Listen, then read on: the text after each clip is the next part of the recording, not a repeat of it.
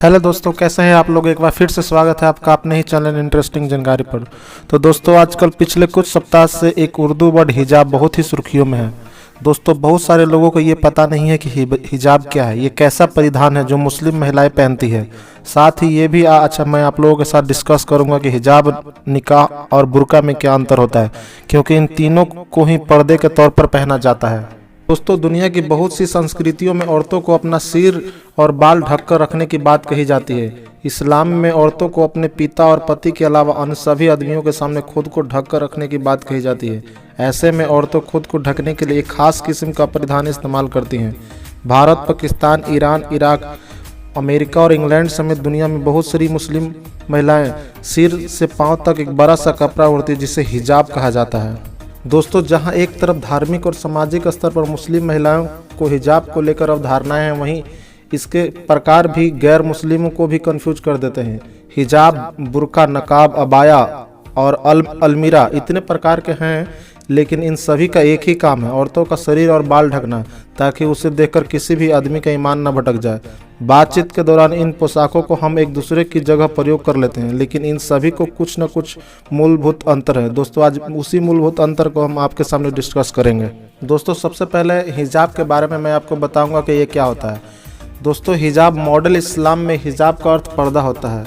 कुरान में हिजाब का ताल्लुक कपड़े के लिए बल्कि एक कपड़े के रूप में किया जाता है, और जो औरतों और आदमियों के बीच में कुरान और मुसलमान आदमियों को, औरतों दोनों को ही शालीन कपड़े पहनने की हिदायत दी गई है। यहाँ कपड़ों के लिए खीमर और जिलबाबा शब्दों का जिक्र है।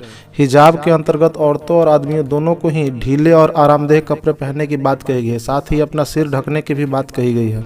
दोस्तों, हिजाब की तरह एक नकाब भी एक मुसलमान का औरतों का ही परिधान है।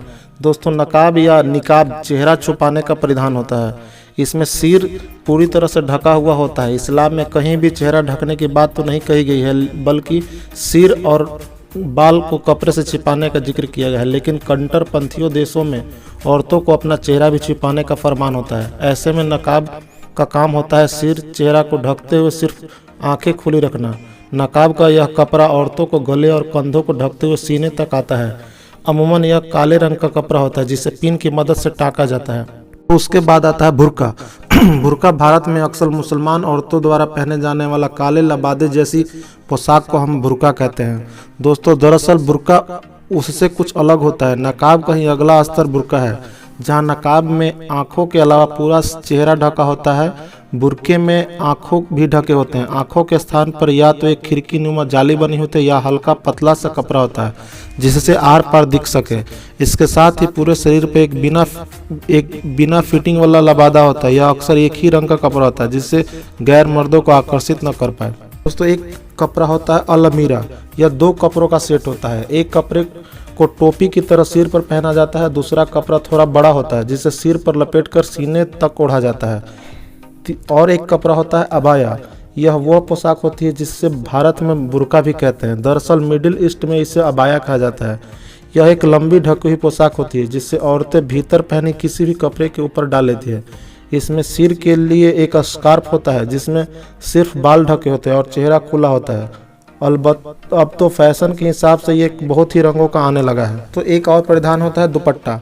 भारत और पाकिस्तान में सलवार कमीज के साथ मुसलमान औरतें सिर ढकने के लिए दुपट्टा का प्रयोग करती हैं। दुपट्टा सलवार कमीज का ही हिस्सा होता है। इसका मुख्य उद्देश्य होता है सिर को ढकना। इस्लाम के अलावा भारत में बहुत से जगहों पर हिंदू औरतें भी सिर ढकने के लिए दुपट्टा का प्रयोग करती है। राजस्थान, हरियाणा, पंजाब में कई जगहों पर औरतों को चेहरा ढककर ही घर का सारा काम करना पड़ता है। तो दोस्तों, कैसी लगी आपको ये जानकारी कमेंट में जरूर बताएं, और चैनल पर नए हैं तो हमारे चैनल को जरूर सब्सक्राइब करें।